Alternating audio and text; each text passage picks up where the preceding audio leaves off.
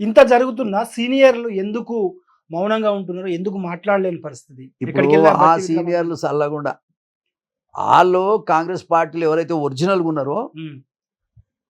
రేపు రేపు ఎవడన్నా తిరగబడతాడేమోనని హ్మ్.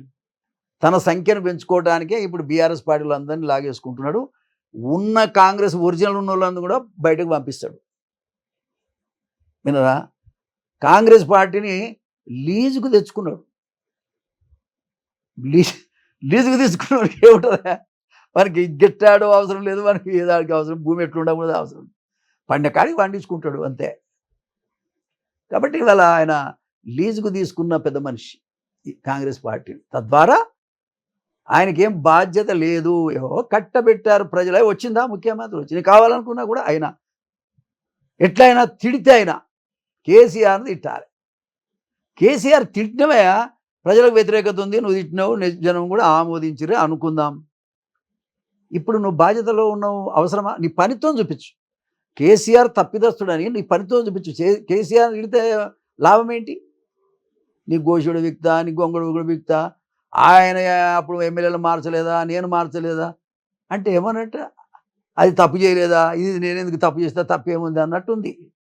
ఇదే రాజకీయ వ్యభిచారంలాగా కనపడుతుంది. ఇది చాలా తప్పు. రాజకీయాల్లో ఎదగాలి మనిషి. ఇప్పుడు నేను ఒక ఎస్సీనై ఉండి 6 సార్లు గెలిచాను, ఇండిపెండెంట్ కూడా గెలిచాను. ఎట్లా గెలిచానే? ఇవాళ ధైర్యంగా చెప్తున్నా, నీతికి నిజాయితీకి మారు పేరు మోత్కుపల్లి నరసింహులు అని చెప్తున్నా. 1కి 4 సార్లు ఇప్పుడు చెప్తలేను నేను, ఆ కాలం నుంచి కూడా మాట్లాడుకుంటూ వస్తాను. అరే మరి ఎవరు నస్తారు నీకని నేను అడుగుతున్నా. కేసీఆర్ తిట్టేదే ఒక ఎజెండా అయితే ప్రజలు నిన్ను ఒప్పుకోరు.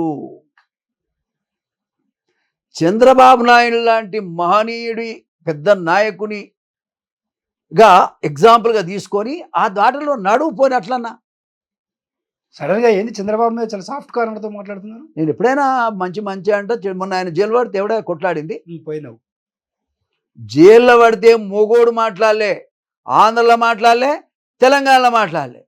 నేను రాజకీయాల కంటే నాకు ఎంతో కాలంగా పార్టీ జెండా వల్ల నేను బతికిన. దీక్ష కూడా చేసిన. అటువంటి ఎస్ దీక్ష కూడా చేసిన. దసరా ఉంటే దాన్ని బైకాట్ చేసిన. ఏమే పార్టీలో కేసీఆర్ పార్టీలో ఉంటే బయటకు వచ్చిన, పార్టీని కాదని బయటకు వచ్చిన. నాకు రాజకీయాల కంటే చంద్రబాబు నాయుడు రిలీజ్ అయ్యేదాకా పోరాటం చేస్తానని చెప్పిన. ఇక్కడ ఏది న్యాయమో అది మాట్లాడదాం. మనిషి యుద్ధంలో ఓడిపోయిన గురించి ఊరికే మాట్లాడేది నాన్ సెన్స్. పోరాటం చేయగలిగేతో మాట్లాడాలి. ఇప్పుడు ఆయన వాళ్ళు పోరాటం వాళ్ళు వాళ్ళు యుద్ధంలో ఓడిపోయి అస్త్ర సన్యాసం చేసిరి. ఎందుకు? మన చేతిలో అధికారం ఉంది. You do better than him. ఆయనకంటే మంచిగా చెయ్యి, మంచి కరెంట్ ఇయ్యి. నువ్వు ఇస్తున్న నిరుద్యోగ భృతివు 4,000 రూపాయలు యువకులకి ఎందుకు ఇవ్వవు? వాళ్ళే కదా 30 లక్షల మంది ఓట్లు వేయటం. 30 లక్షలతో పాటు వాళ్ళ అమ్మ, నాయన, అన్న, తమ్ముడు ఒక 5గురు ఓట్లు వేస్తే 1 కోటి మంది వాళ్ళే అయినరు.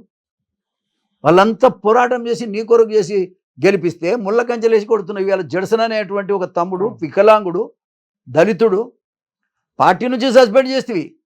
రెండోది ఆమరణ దీక్ష చేసి నిరుద్యోగ యువకుల కోసం పోరాటం చేస్తుంటే కనీసం పలకరి ఏవైతుంది? ఆయన దగ్గర కలవడానికి కూడా ఎవరిని పోయి, నేను మొన్న పోతే ఎవరు పోలీసు వాళ్ళు అడ్డం వచ్చి జరగడానికి నేను పోయాను. ఎవరు లోపల పోనిస్తలేరు. ఇది ఎక్కడ అన్యాయం? ఏం బీజేపీతో నియంత అంటే ఏంటి? నియంత అంటేనే గిదే నియంత. విషయాల అవగాహన లేకుండా తన అనుకున్నదే నడవాలనుకోవటమే నియంత. బీజేపీతో రేవంత్ రెడ్డి లోపాయికార ఒప్పందం అందన్న చర్చ కాంగ్రెస్ పార్టీలో నడుస్తుంది. అందులో భాగంగానే వాళ్ళు 8 సీట్లు గెలిచారని కూడా ఒక ఉంది. నిజమేనా? ఇగో ఇవన్నీ బేకార్ మాటలు. తనకు బలం ఉంటే బీజేపీకి ఇవ్వగలుగుతాడా రేవంత్ రెడ్డి? ఇవ్వడా చెప్పేది? అయిపోయి తన బలం గంతే ఉంది, గాడికే వచ్చింది. వాళ్ళ బలం గంతే ఉంది, వాళ్ళకు వచ్చింది. మోడీ హవా వచ్చింది.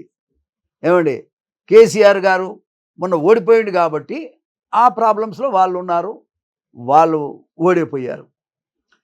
ఇక ఆయన ఈయన కేసిండు, ఆయన ఆయన ఏమన్నా అంటూ చూడు, ఆడలేక గజ్జలు పాతయ్య అని ఆడవాడు.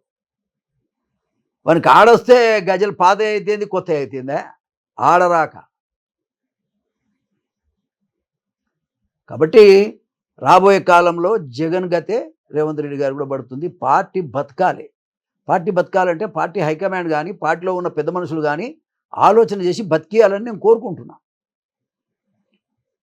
నాకు మీరు పార్టీలో మాట్లాడే అవకాశం ఇస్తే నాకు ఇవన్నీ అవసరం లేదు. నేను పార్టీ ఏదో దాని ప్రకారం పోయే మనిషిని నేను. కానీ ఇది ఇన్ని తప్పులు చేస్తున్నా నోరు మూసుకొని ఆడగాక ఈడ చెప్పకుంటే 70 ఏళ్ళ నా అనుభవం ఏం కావాలి ఇది? అయినా ఈ పేద వర్గాలు 11 నీ కులానికే రెడ్లకే అయితే మరి బీసీలు అంతా చచ్చిరా ఈ దేశంలో ఈ రాష్ట్రంలో? గమలోళ్ళు ఎటు పోయిరి, మరి ఎవరు మన గొల్ల కుర్మలు ఎటు పోయిరి, పద్మశాలిలు ఎక్కడ పోయిరి, 300 కాపులు ఎక్కడ పోయిరి, 94 కులాలు ఎక్కడ బాయ్? వాళ్ళంతా మనుషులు గారా? వాళ్ళు పార్లమెంట్కి పోవద్దా? చాకలిమంగ రోడ్డు పోవద్దా? ఒక్క మీ కులపొల్లే పోవాలనా? ఈ రాజ్యంలో ఉన్న సంపద అంతా మొత్తం కూడా మీ కులస్తులే దోసుకొని తినాలనా? న్యాయం కాదు కదా. పేదవాడు పోతే పేద ప్రజల గురించి మాట్లాడతాడు అక్కడ పార్లమెంట్లో. ఇవాళ ఏబిసిడీలు కనుక పార్లమెంట్లో బిల్లు వస్తే ఎవడు మాట్లాడడం? మాది కూడా ఒక్కడు పోలే అందులోకి. అది కావాలని 20 సంవత్సరాల నుంచి పోరాటం జరుగుతుంటే ఆ పోరాటం కూడా లెక్క చేయకుండా ఒక్క సీటు కూడా ఇవ్వలే మా కులానికి. అంటే 80 లక్షలు. లేకపోతే నేను ఎన్నడూ ఈ ఈ ఇస్తేనే ఇట్లా మాట్లాడాను నేను జనరల్గా. మాదిగలకు కాంగ్రెస్ పార్టీలో అన్యాయం జరుగుతుంది. అన్యాయం మామూలు కాదు, అవమానపరిచి అవహేళనపరిచి లెక్క లేనితనంగా తీసి బయటకు గంజిలేని తీసేసిన అంటారు చూడు, అట్లా తీసేసి అవమానపరిచింది. దాని మీద కదా నేను మాట్లాడాల్సి వస్తుంది. లేకపోతే నేను మరి ఎవరు మాట్లాడకపోతే రేపు పొద్దున ఎమ్మెల్యే టికెట్ ఇయ్యరు, ఎంపీ టికెట్ ఇవ్వలేదు, రేపు పొద్దున మళ్ళీ ఎన్నికలలో ఎమ్మెల్యే టికెట్ ఎవడేం మాట్లాడలేం. మరి రేపు ఉద్యోగాలకు రానియరు, రిజర్వేషన్లకు రానియరు, అప్పుడు కష్టమవుతుంది కదా. బలైపోయినా నేను మాట్లాడాలని నేను మాట్లాడుతున్నా. అది ఇంకెవరికైనా మాట్లాడతాను నేను. ఒక్క మాదిగల కొరకే కాదు, ఎవరికి నష్టం వచ్చినా బీసీల గురించి నేనే మాట్లాడుతున్నా. వాళ్ళు మనుషులు గారా? వాళ్ళు పార్లమెంట్ పోవద్దా? కాబట్టి బీసీ తమ్ముళ్ళు కూడా మేలుకోవాలి. ఓటు ద్వారానే కదా వీళ్ళు మన మీద పెత్తనం చేసేది. ఆ ఓటును దాని విలువ ఏమిటో గమనించాలని కూడా నేను విజ్ఞప్తి చేస్తున్నా. దాని విషయంలో పోరాటం కూడా చేయమని నేను విజ్ఞప్తి చేస్తున్నా.